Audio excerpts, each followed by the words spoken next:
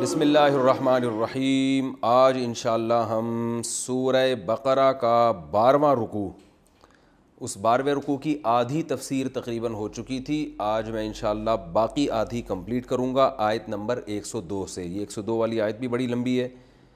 تو ہم نے کل پڑھا تھا اس میں اللہ تعالیٰ نے اہل یہود کی جو خصلت بیان کی کہ جب ان کے پاس رسول آئے جو ان کی کتابوں کی تصدیق بھی کرتے ہیں تو ان لوگوں نے اللہ کی کتاب کو پس پش ڈال دیا اور ایسے بن گئے جیسے کہ ان کو اس کتاب کے بارے میں کچھ علم ہے ہی نہیں، ایسے بن گئے۔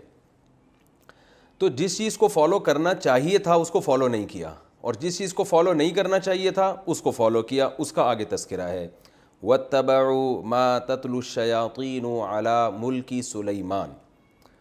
اس چیز کی پیچھے چلنا شروع ہو گئے، اس چیز کے پیچھے کہ جس کے پیچھے شیاطین چلا کرتے تھے سلیمان علیہ السلام کی بادشاہت میں۔ بعض قرآن کی آیتیں ایسی ہیں کہ جب تک ان کا شان نزول بیان نہ کیا جائے وہ آیتیں سمجھ میں آ ہی نہیں سکتی، تو ایسی آیتوں کا شان نزول بیان کرنا ضروری ہے۔ شان نزول کے بارے میں ایک بات خوب اچھی طرح سمجھ لیں کہ یہ جو مفسرین بتاتے ہیں نا کہ یہ آیت فلاں واقعے کے بارے میں نازل ہوئی، یہ آیت فلاں واقعے کے بارے میں نازل ہوئی، تو اس میں خوب اچھی طرح سمجھ لیں کہ اس کا یہ مطلب ہرگز نہیں ہوتا کہ یہ والا واقعہ ہوا تھا تو پھر یہ آیت نازل ہوئی ہے، بلکہ اس کا مطلب یہ ہوتا ہے کہ یہ آیت جو نازل ہوئی ہے تو یہ فلاں واقعے پر بھی صادق آ رہی ہے۔ تو چونکہ بہت سے لوگ اس اصطلاح سے، مفسرین کی اصطلاح سے واقف نہیں ہوتے، تو وہ یہ سمجھ لیتے ہیں کہ فلاں واقعہ ہوا تھا جس کی وجہ سے یہ آیت نازل ہوئی ہے۔ تو یہ بات شاہ ولی اللہ محدث دہلوی رحمہ اللہ تعالیٰ نے الفوز الکبیر، ان کا بڑا زبردست ایک رسالہ ہے قرآن کی تفسیر پر، تفسیر کے اصول پر، اس میں انہوں نے اس بات کی وضاحت کی ہے کہ جب بھی یہ کسی صحابی سے یہ منقول ہو کہ نزل فی فلان، یہ فلاں کے بارے میں نازل ہوئی، تو اس کا مطلب یہ ضروری نہیں ہے کہ فلاں کے بارے میں، بلکہ یہ آیت نازل ہوئی ہے اور اس میں یہ فلاں پر بھی صادق آ رہی ہے، یہ مطلب ہوتا ہے اس کا۔ لیکن بعض آیتیں ایسی ہوتی ہیں، اس کی میں پہلے آپ کو مثال سے بات سمجھاتا ہوں۔ جیسے قرآن مجید میں حکم ہے کہ چور کا ہاتھ کاٹو، ٹھیک ہے نا۔ اب آج ہمارے معاشرے میں کوئی چوری کرتا ہے، ہم گورنمنٹ سے مطالبہ کرتے ہیں بھئی اس کا ہاتھ کاٹو، اس لیے کہ آیت اس شخص کے بارے میں نازل ہوئی ہے، تو ظاہر ہے اس کے بارے میں تھوڑی ہوئی ہے، آیت تو پہلے نازل ہو چکی ہے 1400 سال پہلے، لیکن ہم یہ اصطلاح استعمال کر لیتے ہیں کہ یہ آیت اس کے بارے میں نازل ہوئی ہے، مطلب اس جیسے لوگوں کے بارے میں نازل ہوئی ہے۔ تو عام طور پر تو جب کسی صحابی سے یہ منقول ہوتا ہے حدیث میں کہ یہ آیت فلاں کے بارے میں یا فلاں واقعے کے بارے میں نازل ہوئی ہے، تو یہ لکھا تو ایسا ہی ہوتا ہے، اردو میں ترجمہ بھی ایسا ہی ہوتا ہے، لیکن اس کا مطلب آپ خوب سمجھ لیں، یہ نہیں ہوتا کہ فلاں واقعہ ہوا تھا تو یہ آیت ہوئی، بلکہ صحابی کا مطلب یہ ہوتا ہے کہ یہ آیت فلاں واقعے پر بھی منطبق ہوتی ہے۔ لیکن بعض دفعہ حقیقت میں ایسا ہوتا ہے کہ کوئی واقعہ ہوا ہوتا ہے تو اس کی وجہ سے وہ آیت نازل ہوتی ہے اور اس آیت میں اس واقعے کی طرف اشارہ ہوتا ہے، تو حقیقی شان نزول اس کو بولتے ہیں۔ اور جب تک وہ واقعہ آپ بیان نہیں کریں گے قرآن کی آیتوں کا مطلب سمجھ میں نہیں آئے گا۔ اس کی میں آپ کو 2 مثالیں دیتا ہوں۔ جیسے قرآن مجید میں امی عائشہ رضی اللہ تعالی عنہ کی برات بیان کی گئی ہے سورہ نور میں کہ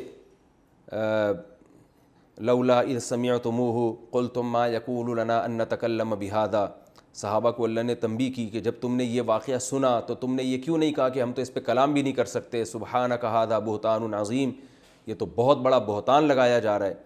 تو اب ان میں امی عائشہ کا تذکرہ تو نہیں ہے کہ عائشہ کا لفظ بھی نہیں آیا، نبی کی زوجہ کا لفظ بھی نہیں آیا، تو یہاں جب تک وہ واقعہ آپ جو بخاری اور مسلم میں امی عائشہ رضی اللہ تعالی عنہ کے ہار کے گمنے کا واقعہ، قافلے سے پیچھے رہ جانے کا واقعہ بیان نہیں کریں گے، اور پھر وہ عبداللہ بن ابی منافق نے جو آپ پہ تہمت لگائی تھی وہ واقعہ بیان نہیں کریں گے، تو ان آیتوں کا مطلب قیامت تک سمجھ میں نہیں آ سکتا۔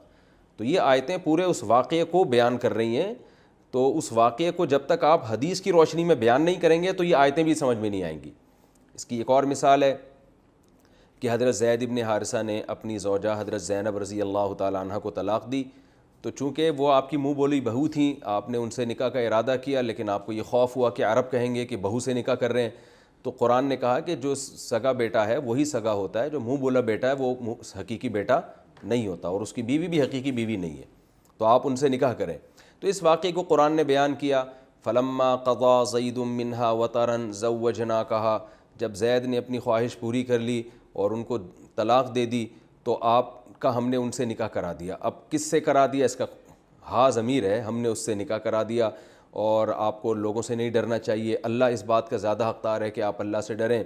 اور نبی حضرت زید کو حکم دے رہے تھے کہ اپنی زوجہ کو طلاق مت دو، پھر بھی انہوں نے دے دی، تو اس پہ بھی اللہ نے فرمایا کہ کسی کے لیے مناسب نہیں ہے کہ نبی جب کسی بات کا حکم دے تو وہ اس حکم کی خلاف ورزی کرے۔ تو یہ جب تک پورا واقعہ، اب حدیث میں جو واقعہ ہے کہ واقعہ کیا ہوا تھا، یہ جب تک بیان نہیں کریں گے ان آیتوں کا مطلب سمجھ میں نہیں آئے گا۔ تو اصل میں شان نزول اس کو کہتے ہیں، لیکن مفسرین کے ہاں شان نزول کا مفہوم بہت وسیع ہے، لیکن حقیقی شان نزول کسے کہا جائے گا؟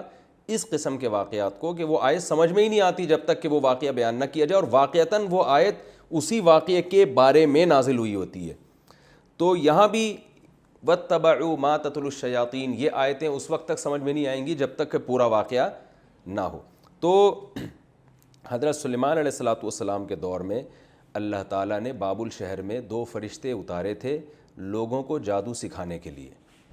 ان کا مقصد یہ تھا کہ جب بھی نبی آتے تھے تو ظاہر معجزے ہوتے تھے ان کے پاس، تو بہت سے لوگ کنفیوز ہوتے تھے کہ بھئی جادو میں اور معجزے میں کیا فرق ہے، کیونکہ جادوگر بھی کرتب دکھاتے ہیں۔ آپ نے دیکھا ہوگا جو میجک شو یوٹیوب پر ہے نا، ٹانگیں کاٹ کے الگ کر دیں، بعد میں ٹانگیں آپس میں جوڑ دیں، تو لوگ کہتے ہیں واہ واہ بھائی، یہ نظر کا دھوکہ ہوتا ہے، حقیقت نہیں ہوتی ہے۔ لیکن عام آدمی کو تو نہیں پتہ چلے گا نا کہ حقیقت کیا ہے اور نظر کا دھوکہ کیا ہے۔ تو اب اللہ تعالیٰ نے ان لوگوں، اب جو انبیاء جب آتے ہیں تو وہ جادو نہیں ہوتا، وہ معجزہ ہوتا ہے، وہ حقیقت میں، وہ اگر ٹانگیں کٹ رہی ہوں گی نا، حقیقت میں کٹ رہی ہوں گی، جوڑ رہی ہوں گی تو حقیقت میں جوڑ رہی ہوں گی۔ تو پبلک کنفیوز ہو سکتی تھی کہ بھئی یہ جادو کیا ہے اور معجزہ کیا ہے۔ تو اللہ تعالیٰ نے بنی اسرائیل پر یہ رحم کیا کہ جادو اور معجزے کا فرق بتانے کے لیے فرشتے نازل کیے، وہ فرشتے تاکہ انسانوں کو جادو سکھائیں، اور ان فرشتوں نے ان کو بتا دیا کہ یہ جادو ہم تمہیں سکھا رہے ہیں، اس سے غلط استعمال مت کرنا، ہم ایک آزمائش ہیں۔ تو آزمائش کا مطلب جب ایک چیز دی جاتی ہے تو اس میں تمہاری آزمائش ہے کہ تم اس کو صحیح استعمال کرتے ہو یا غلط۔ صحیح استعمال کیا ہے کہ جب نبی معجزہ لے کر آئیں گے تو تمہیں پتہ چل جائے گا فوراً کہ یہ جادو نہیں ہے بلکہ یہ کیا ہے، معجزہ ہے، لہٰذا اس نبی پر ایمان لے کر آؤ گے۔ اور جب کوئی جادو، کوئی شعبدے بازیاں دکھائے گا تو تمہیں پتہ چل جائے گا یہ ڈرامے باز آدمی ہے، یہ پیغمبر نہیں ہو سکتا۔ تو یہ ہے اصل۔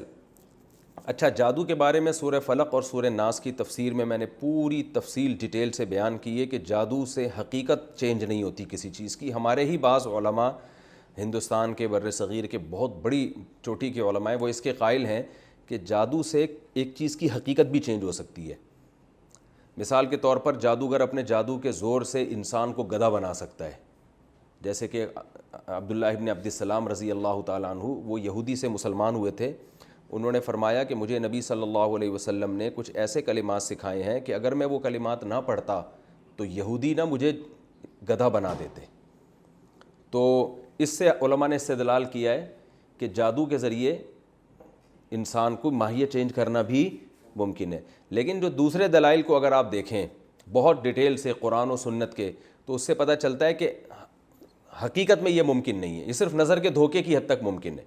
تو اس پر پوری ڈیٹیل میں نے سورہ فلق اور سورہ ناس میں تفصیل سے بیان کی تھی، اور اس پر میرا یوٹیوب پہ آپ کو الگ سے کلپ بھی مل جائے گا کہ جادو کی حقیقت کیا ہے، کہ جادو سے کوئی چیز چینج نہیں ہو سکتی، صرف نظر کا دھوکہ ہے۔ البتہ جادو کی ایک قسم ایسی ہے جس میں جنات سے کام لیا جاتا ہے، اس میں بھی حقیقت چینج نہیں ہوتی، لیکن جنات کچھ فسادات پھیلا دیتے ہیں، دلوں میں وسوسے ڈال دیتے ہیں۔ وہ پوری ڈیٹیل آپ کو اس میں مل جائے گی، سورہ فلق سورہ ناس کی، جو میں نے انہی ایپیسوڈز میں تفسیر ریکارڈ کروائی ہے وہاں پہ، یا یوٹیوب پہ الگ سے اس پہ آپ کو میرے بیانات مل جائیں گے، تو اس کی ڈیٹیل آپ وہاں اچھی طرح سے دیکھ سکتے ہیں۔ تو خلاصہ اس کا یہی ہے کہ جادوگر سوائے شعبدے بازیوں کے اور کچھ بھی نہیں ہے، جبکہ پیغمبر جو کام کرتے ہیں وہ حقیقی ہوتا ہے۔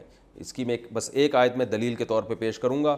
قرآن مجید میں اللہ تعالیٰ کا ارشاد ہے کہ جادوگروں نے جب رسیوں کو ڈالا حضرت موسیٰ علیہ السلام کے مقابلے میں، تو قرآن کے الفاظ ہیں وَجَاءُوا بِسِحْرٍ عَظِيمٍ، بہت بڑا جادو کیا انہوں نے، لیکن اس بہت بڑے جادو کا اثر کیا تھا یخیل الیہ من سحرہم انہا تسعی، لوگوں کو دیکھنے میں ایسا لگا کہ یہ سانپ بن کے دوڑ رہی ہیں.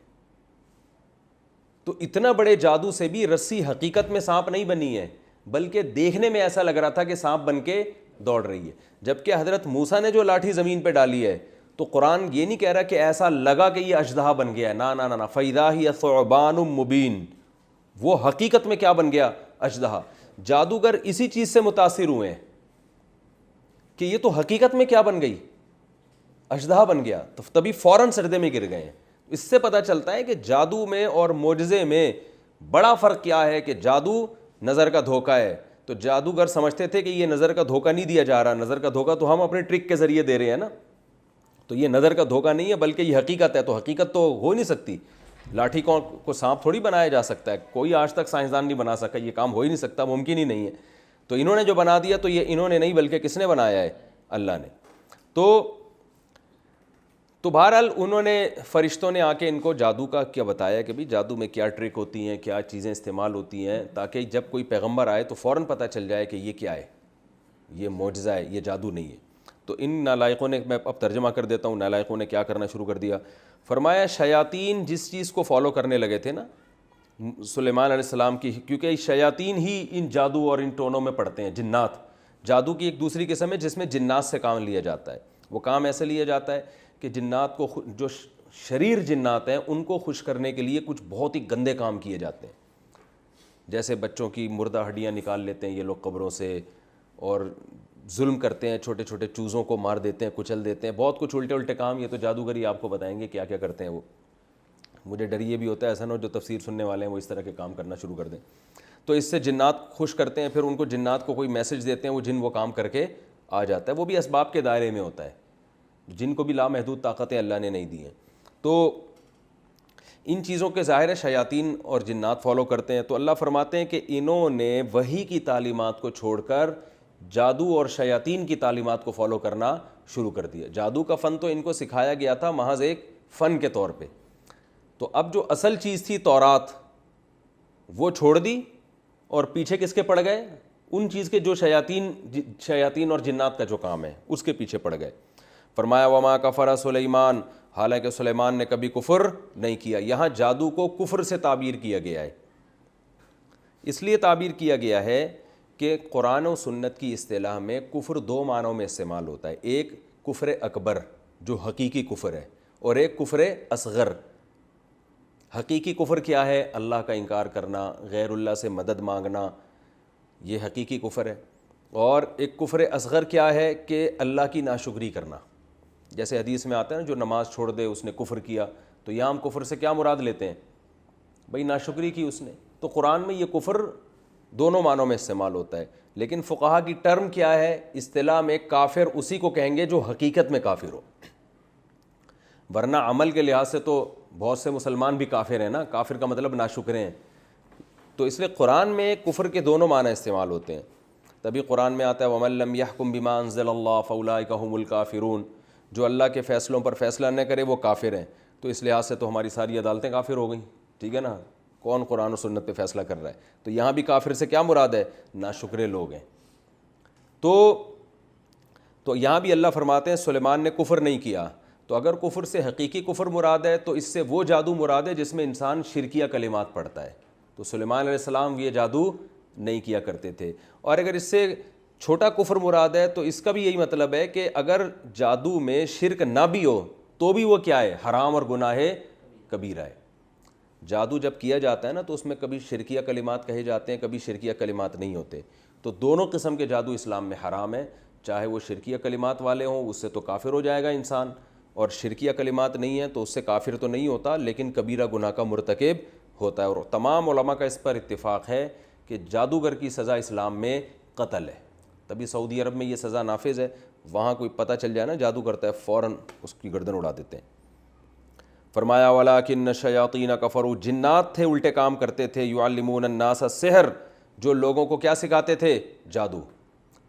تو یہ جنات سے بھی انہوں نے جادو سیکھنے، یہ جو شیاطین سے ان لوگوں نے جادو سیکھنا شروع کیا. اور دو فرشتوں کو بھی اللہ نے نازل کیا. تو جنات سے تو جادو انہوں نے خود سے سیکھنا شروع کیا، جو شر ظاہر ہے وہ تو شر کا ذریعہ بنا. اور فرشتوں سے جو جادو سیکھنا شروع کیا وہ اللہ نے ان آزمائش کے لیے بھیجے تھے تاکہ ان کو جادو اور معجزے کا فرق پتہ چل جائے. فرمایا اور اس چیز کو بھی فالو کرنا شروع کیا انہوں نے جو 2 فرشتوں پر نازل کی گئی بابل شہر میں، ہاروت اور ماروت. وما يعلمان من احد، چونکہ یہ فرشتے تھے تو یہ جب بھی کسی کو جادو سکھاتے تھے تو یہ کہتے تھے انما نحن فتنۃ، ہم محض ایک آزمائش ہیں، فلا تکفر، آپ نے کفر نہیں کرنا. کیا مطلب؟ اس جادو کو استعمال نہیں کرنا ہے، جادو کو استعمال نہیں کرنا. یہ جادو کرنے کے لیے نہیں بتایا جا رہا، حق اور باطل میں فرق کے لیے سکھایا جا رہا ہے. اس کی مثال ایسے جیسے آپ کسی کو کسی باطل مذہب کے بارے میں بتاؤ، یا آپ کسی خفیہ ایجنسی کو جوائن کر رہے ہو اور اس میں آپ کو چوروں کے طریقہ واردات سکھایا جا رہا ہو کہ چور کس کس طریقے سے چوریاں کرتے ہیں، تاکہ آپ یہ علم سیکھو اور چوروں کا پکڑنا آپ کے لیے آسان. آپ نے وہ جب 20 طریقے چوری کے سیکھے تو آپ نے کہا زبردست یار، اب میں تو باقاعدہ چوری کا ایک ڈپارٹمنٹ کھولتا ہوں، ادارہ کھولتا ہوں، ٹھیک ہے نا، اور اس میں اب تو میں چوروں کو اسپیشلسٹ بنا سکتا ہوں. آپ نے اپنا پورا بزنس شروع کر دیا اس پہ.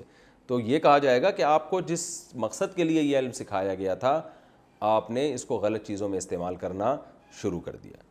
اللہ فرماتے ہیں وما يعلمان من احد، وہ فرشتے ہر ایک کو یہی بتایا کرتے تھے انما نحن فتنۃ، ہم محض ایک آزمائش ہیں، فلا تکفر، آپ نے کفر نہیں کرنا.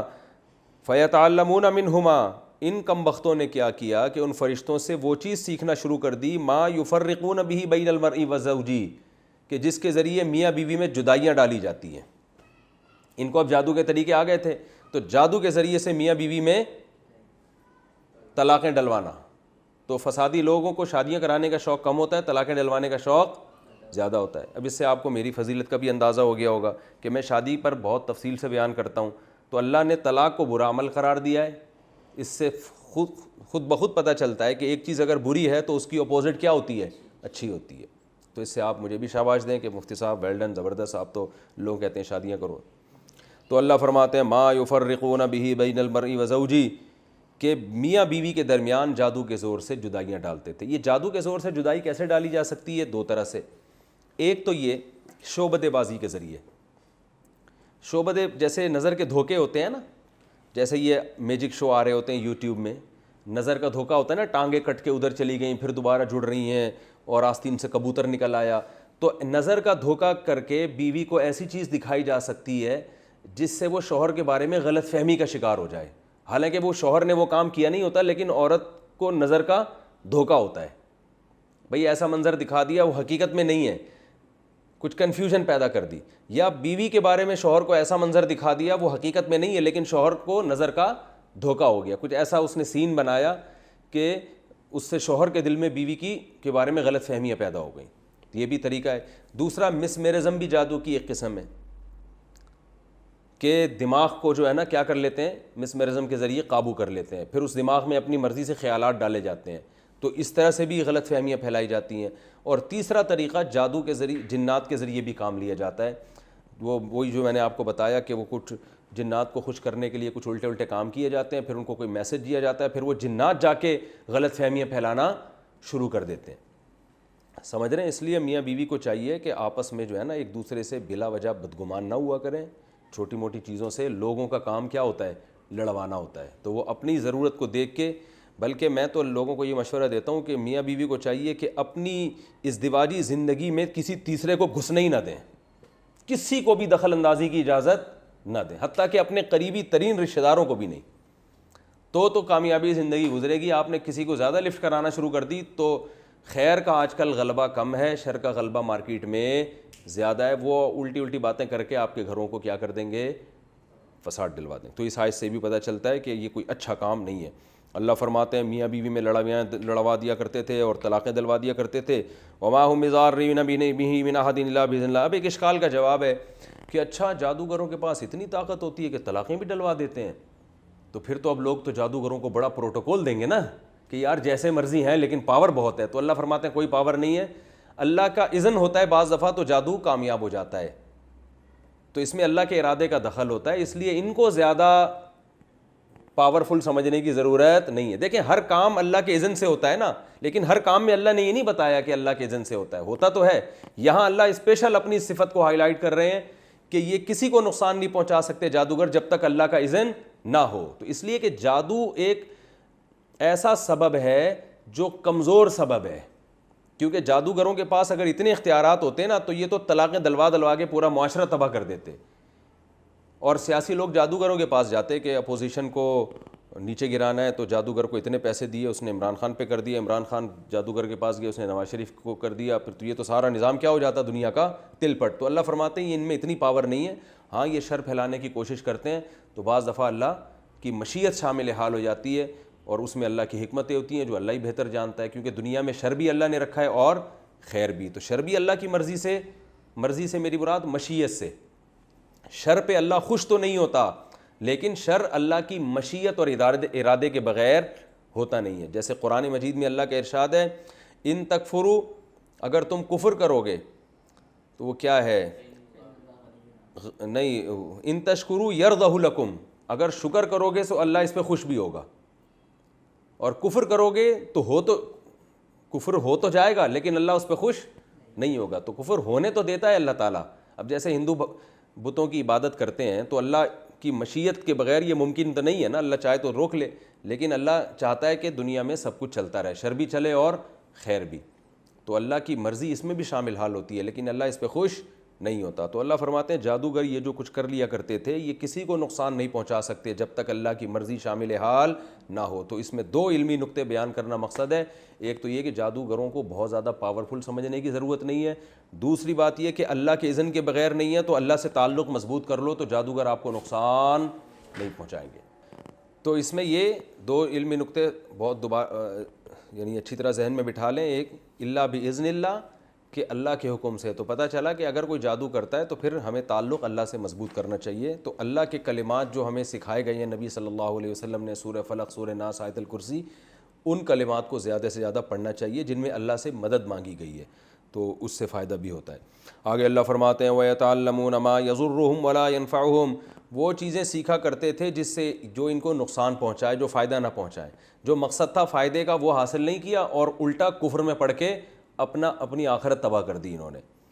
وَلَقَدْ عَلِمُوا لَمَنِ اشْتَرَاهُ مَا لَهُ فِي الْآخِرَةِ مِنْ خَلَاقٍ, حالانکہ یہ جانتے تھے کہ جو بھی اس جادو کو خریدے گا یعنی اختیار کرے گا اس کا آخرت میں سرے سے کوئی حصہ نہیں ہے. من خلاق میں من تاکید کے لیے, ذرا سا بھی آخرت میں اس کا حصہ نہیں ہے. اس سے صاف پتہ چلتا ہے کہ بہت بڑا جرم ہے جادو کرنا. اور آج کل دیکھو خواتین دشمنیوں میں فوراً جادوگروں کے پاس چلی جاتی ہیں, یہ میری جٹھانی پہ یہ کروا دو, میری ساس پہ یہ کروا دو, میری بہو پہ یہ کروا دو. تو یہ بہت بڑا جرم ہے. اللہ نے فرمایا آخرت میں ذرا سا بھی حصہ نہیں ہے. وَلَبِئْسَ مَا شَرَوْا بِهِ أَنفُسَهُمْ, اور کتنی بری چیز ہے جس کے ذریعے اپنے آپ کو بیچ ڈالتے ہیں یہ لوگ, یعنی اپنی جان کا سودا کر لیتے ہیں.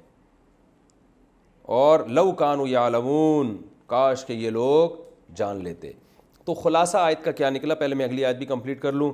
وَلَوْ أَنَّهُمْ آمَنُوا وَاتَّقَوْا, اگر یہ اہل یہود ایمان لاتے, تقوی اختیار کرتے, لَمَثُوبَةٌ مِّنْ عِنْدِ اللَّهِ خَيْرٌ, تو آخرت میں جو ان کو ثواب ملنے والا تھا وہ اس دنیا کے چند ٹکوں سے بہت بہتر تھا. اب وہ دنیا کے چند ٹکے کیا کہ کسی نے آ کے کہا ہوگا یار وہ فلاں کی بیوی کو طلاق دلوا دے, میں اس سے شادی کرنا چاہتا ہوں. تو جادوگر نے پوچھا ہوگا مجھے کیا ملے گا, لے بھائی تجھے یہ بلینک چیک دے رہا ہوں میں. تو یہ دنیا کا فائدہ تھا نا بھائی, طلاقیں دلوا کے یہی تو ہوتا ہے نا کہ کوئی اپنا مفاد ہوتا ہے, کوئی خود شادی کرنا چاہ رہا ہوتا ہے یا کسی اور کی کروانا چاہ رہا ہوتا ہے, یا ویسے ہی جیلسی میں لڑائیاں ڈلوا دیتا ہے.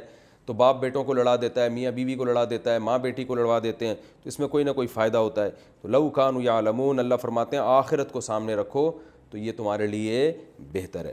تو اس پورے رکوع کا خلاصہ یہی نکلا کہ پچھلے رکوع میں اہل یہود نے کہا تھا کہ ہم تو مومن ہیں. آیت کیا تھی کہ جب ان سے کہا جاتا ہے کہ قرآن پر ایمان لاؤ تو کہتے ہیں کہ ہم تو اس کتاب پر ایمان لا چکے ہیں جو ہم پہ نازل ہوئی ہے. تو اللہ فرماتے ہیں یہ اس دعوے میں کیا ہیں, جھوٹے.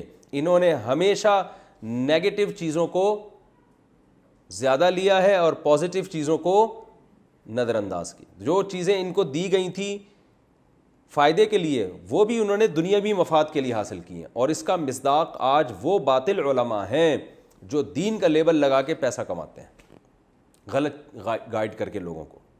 اور میں سمجھتا ہوں آج کل کے روحانی عاملین اس آیت کا سب سے بڑا مصداق ہے کہ آیت الکرسی، سورہ فلق، سورہ ناس، یہ آیتیں جن مقصد کے لیے نازل ہوئی ہیں نا، تو ان لوگوں نے اس مقصد سے ہٹا کر ان آیتوں سے لوگوں کو بیوقوف بنا کے اپنے باقاعدہ دھندے چلانا شروع کر دی۔ آپ جو بھی روحانی عامل کے پاس جاؤ، وہ کہے گا میں یوں کر دوں گا، میں یوں کر دوں گا۔ دلیل کیا ہے؟ کیا قرآن میں اللہ نے شفا نہیں رکھی؟ دلیل کیا دے گا؟ کیا قرآن میں اللہ نے شفا نہیں رکھی؟ اللہ کے کلام میں بڑی شفا ہے، لاؤ جی 1,00,000 روپے کا چیک نکالو، یہ آیت میں پڑھوں گا ٹھیک ہو جاؤ گے۔ اللہ کے کلام میں شفا ہے، لیکن یہ کون سی حدیث میں لکھا ہے کہ وہ تو پڑھے گا تو شفا ملے گی، وہ فلاں مولوی صاحب پڑھیں گے تو نہیں ملے گی شفا، یا خود پڑھے گا تو نہیں ملے گی؟ یہ کہاں لکھا ہوا ہے بھائی؟ پھر یہ کہاں لکھا ہوا ہے کہ یہ والی آیت اتنی دفعہ، اتنے بج کے اتنے منٹ پہ 335 دفعہ پڑھو گے تو یہ ہو جائے گا، 336 دفعہ پڑھو گے تو یہ کہاں لکھا ہوا ہے؟ یہ جتنے روحانی ٹوپی ڈرامے ہیں آپ دیکھو نا، انہوں نے پورے وظیفوں کے رسالے نکالے ہوئے ہیں۔ کسی کی اولاد نہیں ہو رہی، سورہ مزمل اتنی دفعہ پڑھے تو اس کی اولاد ہو جائے گی، اتنی دفعہ پڑھے تو اس کی شادی ہو جائے گی۔ کہاں لکھا ہوا ہے یہ؟ سورہ مزمل کا اس سے کیا تعلق ہے؟ تو یہ پورے رسالے اس پہ چھپ رہے ہیں، پوری کتابیں چھپ رہے ہیں، اور کروڑوں روپے کما رہے ہیں ان دھندوں سے لوگ۔ تو یہ کیا ہے کہ جس مقصد کے لیے قرآن نازل ہوا تھا اس کو چھوڑ کر اس چیز کو فالو کرنا شروع کر دیا جس میں ان کا دنیاوی نفع زیادہ ہے۔ قرآن تو اصل جو نازل ہوا ہے وہ تو فالو کرنے کے لیے ہوا ہے نا، اس میں پردے کے حکام بھی ہیں۔ یہ جوان بے پردہ عورتوں کو اپنے سامنے انہوں نے بٹھایا ہوا ہوتا ہے، اور کوئی ان کے پاس اس وظیفے کے برحق ہونے کی دلیل نہیں ہوتی، بس لوگوں کو بتا رہے ہوتے ہیں۔ مسمرزم یہ لوگ کرتے ہیں۔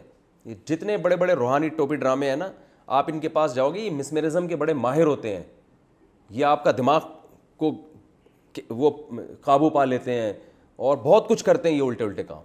تو یہ لوگ بھی اس زمانے میں ان آیتوں کے پورے مصداق ہیں کہ انہوں نے جو اصل چیز تھی کہ قرآن کو فالو کرنا اس کو چھوڑ دیا، اور جو چیز دنیاوی فائدے کے لیے تھی اس کو انہوں نے اختیار کر لیا۔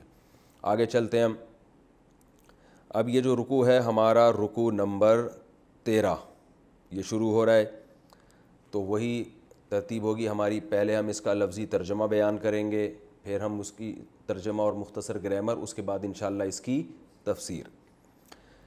یا ایھا الذین آمنو، اے لوگو جو ایمان لائے ہو، لا تقولوا، مت کہو۔ اب ان کو بتانے کی بار بار ضرورت نہیں، یہ الفاظ بہت دفعہ آ چکے ہیں۔ لا تقولوا راعنا، راعنا مت کہو۔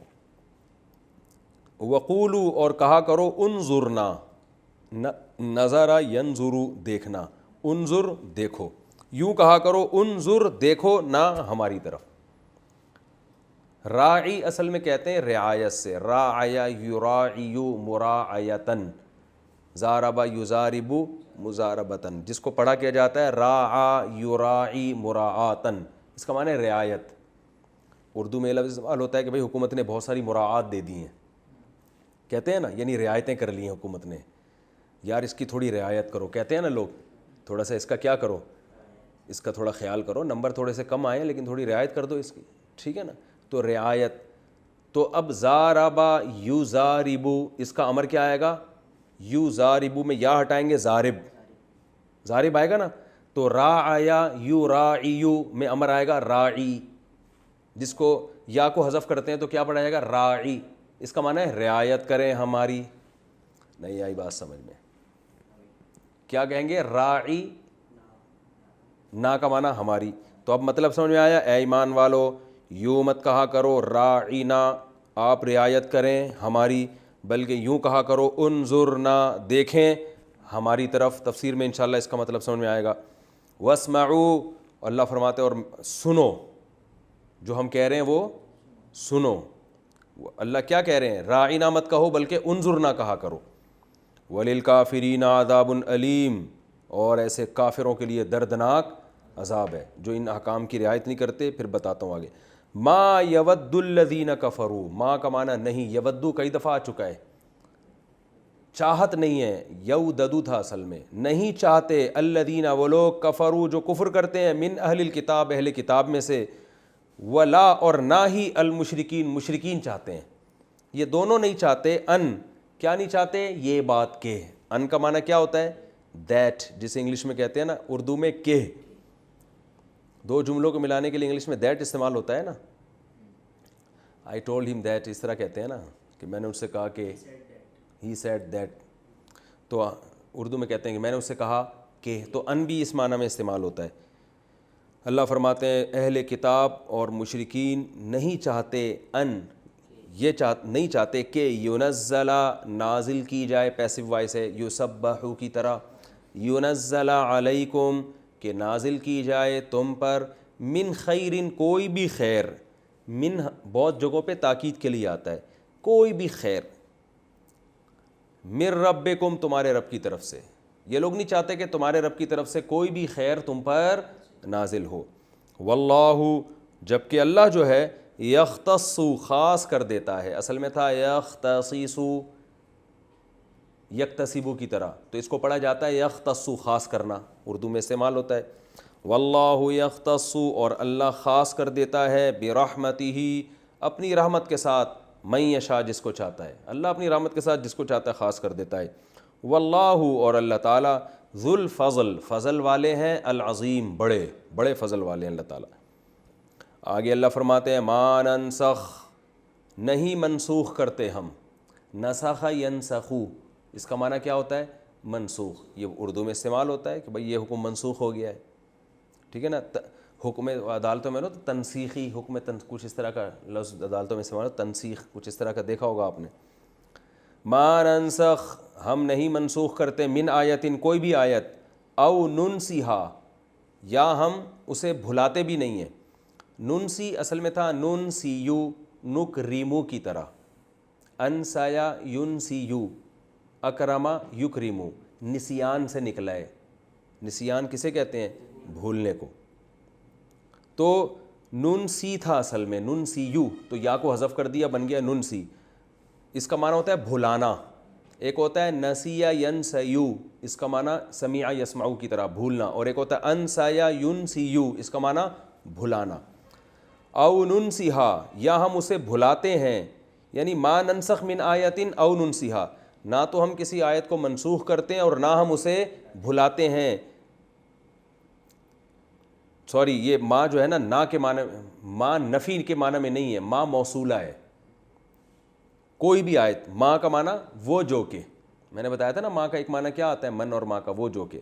ما ننسخ جو بھی آیت ہم منسوخ کرتے ہیں یا ہم اسے بھلاتے ہیں، نأتی بخیرن تو ہم لاتے ہیں بہتر، منہا اس آیت سے، او مثلیہا یا اسی جیسی لے آتے ہیں.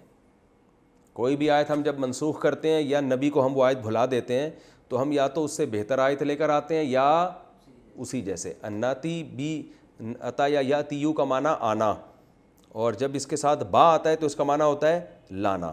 جیسے عربی میں ذہب یذہب کا معنی جانا، جب با آ جائے اس کے ساتھ تو معنی لے جانا. ذہب بزیدن بندہ لے گیا کس کو؟ زید کو لے گیا. الم تعلم کیا تم نہیں جانتے، ان اللہ کہ اللہ تعالیٰ علی کل شیء قدیر ہر چیز پر قدرت رکھتے ہیں. الم تعلم کیا تم نہیں جانتے، ان اللہ کہ بے شک اللہ تعالیٰ لہو ملک السماوات والارض اسی کے لیے ہے آسمانوں کی اور زمین کی بادشاہی. وما لکم اور نہیں ہے تمہارے لیے، من دون اللہ اللہ کے علاوہ اللہ کے سوا، من ولی کوئی بھی دوست، ولا نصیر اور نہ ہی کوئی مددگار ہے. نصیر نصرت سے مددگار. ام تریدونا ام کا معنی کیا، تریدونا اصل میں تھا ترویدونا، ارادے سے نکلا ہے، اردو میں استعمال ہوتا ہے ارادہ. تکریمونا کی طرح تو پڑھا جاتا ہے تریدونا. کیا تم تریدونا تم ارادہ کرتے ہو، تم یہ چاہتے ہو، ان وہی بات، ان کا معنی کہ کیا تم یہ چاہتے ہو کہ تسألو، سأل یسألو سوال کرنا، تسألو جمع کا صیغہ ہے، تسألونا تھا اصل میں. کیا تم یہ چاہتے ہو کہ تم سوال کرو رسولکم اپنے رسول سے، کما اس طرح، سئیل موسیٰ جیسے موسیٰ سے سوال کیا گیا. سئیل پیسو وائس، ضربا مارا گیا وہ، سئیل پوچھا گیا وہ. ایسے سوال کرنا چاہتے ہو جیسے سئیل موسیٰ، موسیٰ کو جیسے سوالات کیے گئے، موسیٰ سے جو کچھ پوچھا گیا تھا، تم چاہتے ہو کہ اسی طرح تم بھی اپنے پیغمبر سے سوالات کرو. من قبل پہلے، یعنی پہلے جیسے موسیٰ علیہ السلام سے الٹے سیدھے سوالات کیے گئے تھے جیسے بنی اسرائیل کرتے تھے نا الٹے سیدھے، تو کیا تم یہ چاہتے ہو کہ تم بھی نبی سے اپنے نبی سے ایسے سوالات کرو. یہ پھر تفسیر میں انشاءاللہ بتاؤں گا. وَمَن يَتَبَدَّلِ الْكُفْرَ، اور جو بھی یتبدل تبدیل کر دے گا، الکفر کفر کو، بالایمانی ایمان کے ساتھ، یعنی ایمان دے کے کفر لے لے گا، فقد تو تحقیق، ضل وہ گمراہ ہو گیا، سواء السبیل سیدھے راستے سے. سبیل کا معنی راستہ، سوا کا معنی سیدھا، تو وہ سیدھے راستے سے کیا ہو گیا؟ ہٹ گیا.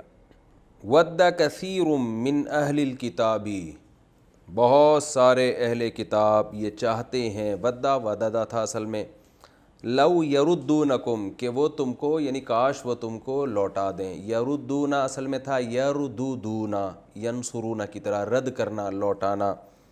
لو یردونکم من بعد ایمانکم، تمہارے ایمان لانے کے بعد، کفارا وہ تمہیں لوٹا دیں کافر بنا کر، یعنی تمہیں کافر بنا دیں. کافر کی جمع کیا آتی ہے؟ کفار. حسدن حسد کی وجہ سے، من عند انفسہم اپنے دل کے حسد کی وجہ سے. نفس انسان کی ذات کو بھی کہتے ہیں، انسان کے دل کو بھی کہتے ہیں، اور انفس اس کی جمع، یعنی ان کے دل میں جو ایک حسد ہے، جیلسی ہے، اس کی وجہ سے وہ چاہتے ہیں کہ تم کیا بن جاؤ؟ کافر بن جاؤ. من بعد ما بعد اس کے کہ، تبین لہم الحق حق ان کے لیے واضح ہو چکا ہے. تبینہ کا معنی واضح ہونا، تبیان ہے نا، وضاحت کو بیان بھی کہتے ہیں نا، وضاحت کرنا. اللہ فرماتے ہیں فاعفو درگزر کرو. اعفا کا معنی کیا ہوتا ہے؟ معاف کرنا، عفا و یعفو، اور اعفو انصر کی طرح امر کا صیغہ. الف اس میں فا کی وجہ سے سائلنٹ ہو گیا، فا شروع میں آ رہا ہے نا، تو فاعفو اصل میں تھا اعفو. عفو کا معنی عفو، کہتے ہیں نا عفو درگزر. حدیث میں دعا نہیں ہے اللہم انک عفو تحب العفو فاعف عنا. معاف اردو میں جو استعمال ہوتا ہے نا، معاف، یہ اسی سے نکلا ہے. تو اللہ فرماتے ہیں ان کو، یہاں معاف کا مطلب یہ نہیں ہے کہ ان کو معاف کر دو بس، بہت بیچارے بہت برے لوگ ہیں لیکن چھوڑو معاف کر دو. یہ وہاں مطلب اس معنی میں ہے کہ انتقام کی فکر مت کرو. وصفحو اور اعراض کرو ان سے، یعنی ان کی باتوں میں مت آؤ. کہ یہ وہ والا معاف کرنا ہے جیسے ہم کسی کہتے ہیں جا بھائی معاف کر یار، ٹھیک ہے نا، تاکہ جان چھڑاؤ. یعنی مطلب یہ کہ ان سے انتقام کی فکر مت کرو، کیونکہ انتقام لینے میں پڑ گئے جو تو تمہارے کرنے کے کام ہیں وہ تم نہیں کر سکو گے. جیسے کوئی بھی فتنہ فرس آدمی شر پھیلا رہا ہو نا، تو لوگ کہتے ہیں بھائی تو اس کو بولنے دے، اس کو اپنے کام کرنے دے، اگر آپ اس کے پیچھے پڑ گئے تو آپ کی صلاحیتیں برباد ہوں گی. یہ مطلب ہے فاعفو واصفحوا حتی یاتی اللہ بامرہ، یہاں تک کہ اللہ لے آئے. عطا یا یاتیو کا معنی آنا، جب آگے بی آ رہا ہے نا بامرہ تو اس کا معنی لانا. یہاں تک کہ اللہ لے آئے اپنا حکم. جب تک اللہ تمہیں ان کے بارے میں کوئی خاص فیصلہ نہیں کر دیتا، اس وقت تم نے کیا کرنا ہے؟ چشم پوشی سے کام لینا ہے. ان اللہ بے شک اللہ تعالیٰ علی کل شیء قدیر، ہر چیز پر قدرت رکھتا ہے. تو ہمارا صرف ابھی ترجمہ چل رہا ہے، تفسیر میں بھی بیان کروں گا انشاءاللہ. آگے فرمایا وَأَقِيمُوا الصَّلَاةَ، اور نماز قائم کرو، وَآتُوا الزَّكَاةَ اور زکوٰۃ دو، وما اور وہ چیز، تقدموا جو تم آگے بھیجو گے. قدم یقدم کا معنی آگے بھیجنا. لِأَنفُسِكُمْ اپنی ذات کے لیے، من خیرن کوئی بھی خیر کا کام ہو، کوئی بھی نیکی ہو، کوئی بھی نیکی جو تم آخرت کے لیے آگے بھیجو گے. تجدوہ وجد یوجدو پانا، تجدو توجدو کو پڑھا کیا جاتا ہے تجدو، تضربو کی طرح ہے نا، تو تجدوہ تم اس کو پاؤ گے، عند اللہ اللہ کے پاس. جو بھی نیکی تم آگے بھیجو گے، خیر کا کام آگے بھیجو گے، تم اس کو اللہ کے پاس پاؤ گے. ان اللہ بے شک اللہ تعالیٰ، بما تعملون جو کچھ تم کر رہے ہو، بصیر اسے خوب دیکھ رہا ہے. وقالو اور یہ یہود و نصارہ یہ بھی کہتے ہیں، لن يدخل الجنت ہرگز جنت میں داخل نہیں ہوگا، الا مگر وہ شخص کان ہودن جو یہودی ہو، یہود کو ہود بھی کہتے ہیں، جو یہودی ہو، او نصارہ یا عیسائی ہو.